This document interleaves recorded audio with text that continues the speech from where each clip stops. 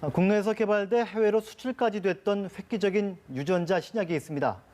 그런데 식약처가 지난 28일 이 신약의 품목 허가를 전격 취소했습니다. 코오롱의 인보사 이야기입니다. 제2의 황우석 사건이라는 말까지 나옵니다.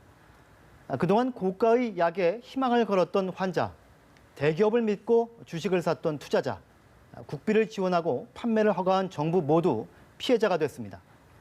관련 소송을 맡고 있는 최덕현 변호사와 함께 이야기를 나눠보겠습니다. 예, 변호사님 안녕하세요. 예, 안녕하세요. 코오롱이 인보사 처음 개발했을 때 홍보를 굉장히 대대적으로 했던 그런 기억이 납니다.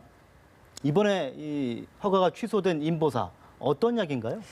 인보사는 세계 최초로 네. 그 체외에서 배양된 다른 사람의 연골 세포를 무릎 관절강, 관절 사이에 주사를 통해서 놓는 약인데요. 수술하지 않고도 통증을 줄여준다. 한 번 맞으면 2년 정도는 최소 통증이 없다라고 해서 인정된 세계 최초 유전자 치료제입니다. 어째서 이번에 이 허가가 취소가 된 건가요? 코오롱 생명과학에서 국내 네. 식약처에 시판허가, 이게 다른 말로 품목허가 신청인데요. 네. 이 신청을 할 때 연골세포가 아님에도 불구하고 연골세포라고 기재해서 허위 자료를 제출했기 때문에 허가가 취소된 것으로 알려져 있습니다. 그럼 연골세포가 아니라 어떤 세포가 들어있던 겁니까? 이게 이제 이 얘기 원래는 연골세포라고 이제 계속 말을 해왔는데 293 세포에서 유래된 293 유래세포라고 신장세포에서 유래된 세포입니다. 그 293 세포는 실험실에서만 세포를 배양하기 위해서 쓰이는 세포이지 사람에게는 쓸 수 없는 세포로 알려져 있습니다. 이게 뭐 증식 속도가 빨라가지고 이 종양이라든가 암 유발 가능성도 있고 뭐 그런 얘기도 들리던데요. 이게 293 세포 자체는 증식이 잘 되기 때문에 실험실에서 많이 쓰이는 것으로 알고 있습니다. 예. 그러면 코오롱이 이렇게 연골 세포가 아니라 신장 세포가 들어있는 걸 알고도 그동안 모른 척했던 겁니까? 2003년부터 코오롱 티슈진에서는 이 액에 대한 연구 노트에 그 연골 세포가 아니라 신장 세포에서만 나오는 그런 특징이 있는 내용이 검출되는 경우가 있다라는 게 밝혀졌고요.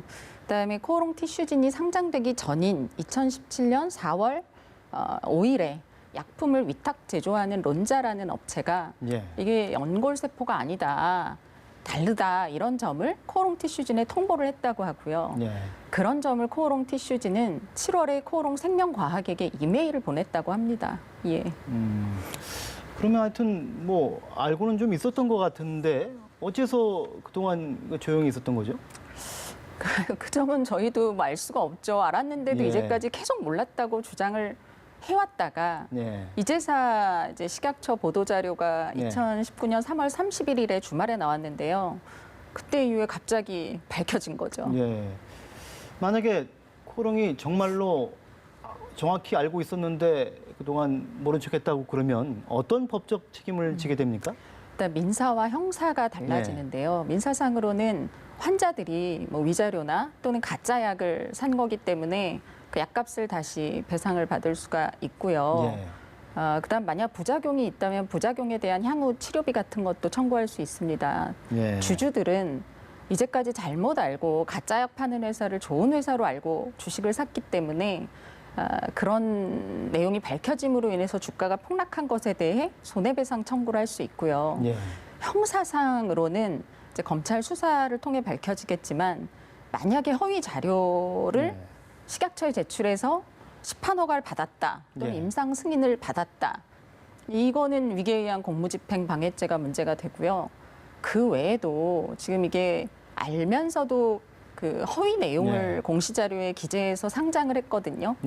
그런 부분은 사기죄도 문제가 되고 자본시장법에 따른 형사처벌도 문제가 됩니다. 여러 가지 좀 복잡하게 얽힐 수 있겠네요. 환자들의 경우는 가짜 약을 산 것 자체도 일단 사기죄 될 수 있고요. 특히 이게 주사를 맞았기 때문에 이게 적어도 상해죄나 또는 업무상 과실치상죄도 문제가 될 수 있다고. 상해죄까지요? 그게 이제 고의가 있으면 상해죄고요.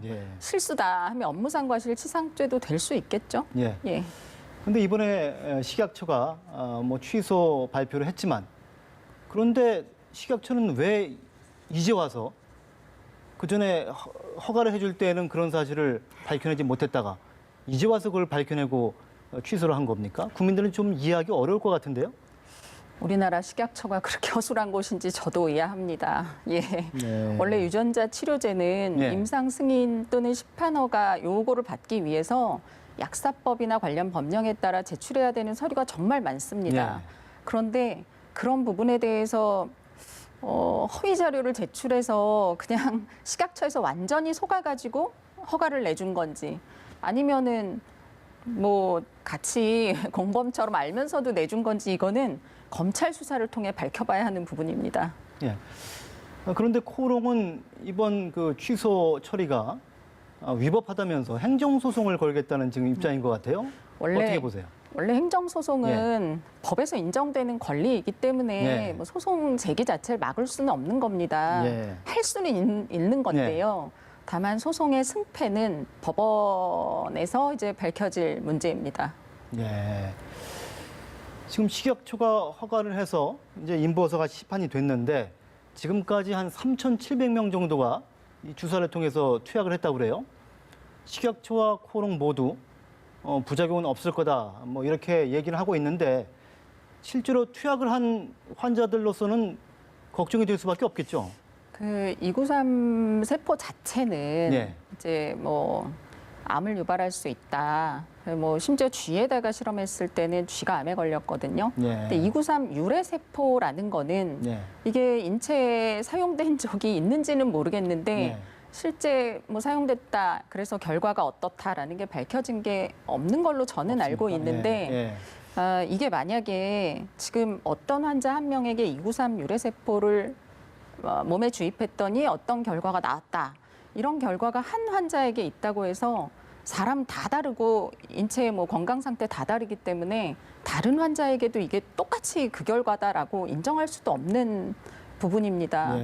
그래서 저희 형사 고소를 준비 중이었던 어느 환자는 본인이 암 수술을 한 직후에 인보사 주사를 맞고 지금 투병 중이세요. 그런데 가족들만 지금 인보사 사태를 알고 있고 본인은 투병 중이라 모르기 때문에 지금 하여튼 이런 문제도 있어서 예. 가족들이 엄청난 충격 속에 있습니다.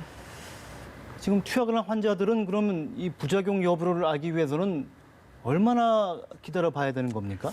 이 부작용은 네. 의학적으로 밝혀져야 되는 부분인데요. 네. 이게 아마 사실 민사소송을 해도 예. 밝혀내기가 사실 좀 어려운 부분이 어렵다. 있을 겁니다. 예. 그래서 예전에 가습기 살균제 사태에서도 그 어떤 과학적인 어떤 기전, 결과, 원인 이거를 규명하는데 상당히 어려움이 있었기 때문에 저의 그 개인적인 생각으로는 환자들의 개인 정보는 오직 그 주사 맞을 때 예. 병원이나 또는 코오롱 측에서만 알고 있을 겁니다. 그래서 예. 정부와 함께 국회 차원에서 어떤 특별법을 제정해서 이 환자들에 대한 추적 조사나 배상이나 이런 부분을 좀 해주시는 것이 맞지 않나 싶습니다. 코롱 관련 주식에 돈을 넣었던 투자자들도 피해가 꽤 클 것 같아요. 이분들도 가만히 있지 않겠죠? 그 코오롱 티슈진의 피해 네. 주주들은 저희 사무실인 제1합동 법률사무소에서 네. 월요일 날 142명이 1차로 민사소송 그 손해배상 청구 소송을 제기를 했고요. 예. 지금 현재 2차 접수 중에 있습니다. 그리고 코오롱 생명과학의 경우는 예. 28일 날 식약처 보도 자료를 통해 이전에 알고 있었다라는 점이 이제서 밝혀졌기 때문에 저희가 그때부터 소송 접수를 받고 있는 상태입니다. 코롱 인보사 개발하는데 이제 국고 지원도 됐다고 그래요. 예, 예. 만약에 지금 이렇게 허가가 취소가 된 상황에서 그럼 국고 지원도 문제가 또 될 수 있는 건가요?